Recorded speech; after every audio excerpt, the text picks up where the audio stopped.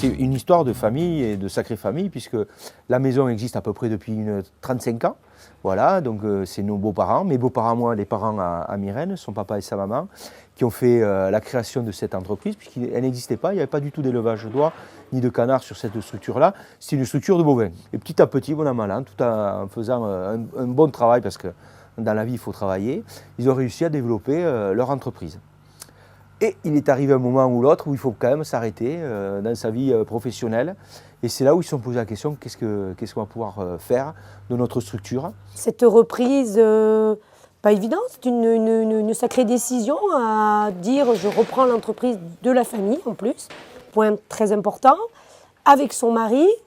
Et revenir à la campagne. Plutôt que d'aller acheter autre chose ailleurs et de ne pas connaître l'identité, l'historique et tout ça, de se dire de faire une reprise d'une structure qu'on connaît parfaitement, c'était une bonne chose. Et au niveau des recettes, il y a eu une vraie transmission pendant un an et c'était essentiel parce qu'on n'a pas voulu changer le contenu de l'entreprise.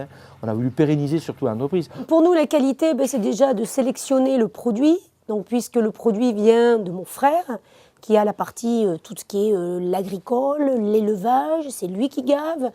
Donc, plus près du produit, je dirais, on ne peut pas. Hein, on est vraiment à côté. Et surtout, je veux dire, la qualité, après, c'est nos recettes. Ça veut dire, tout est fabriqué, nous, avec des produits naturels, des légumes frais, de l'ail frais, de l'oignon frais. Voilà.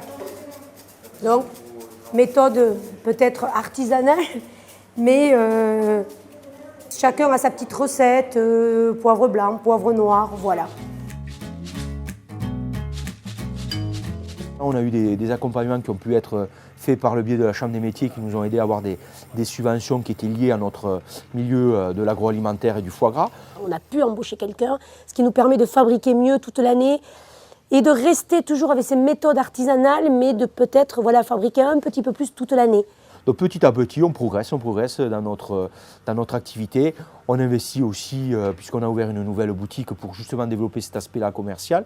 Mais on ne veut pas non plus exploser le chiffre d'affaires, on veut rester une petite identité et profiter aussi de notre vie dans le sud-ouest.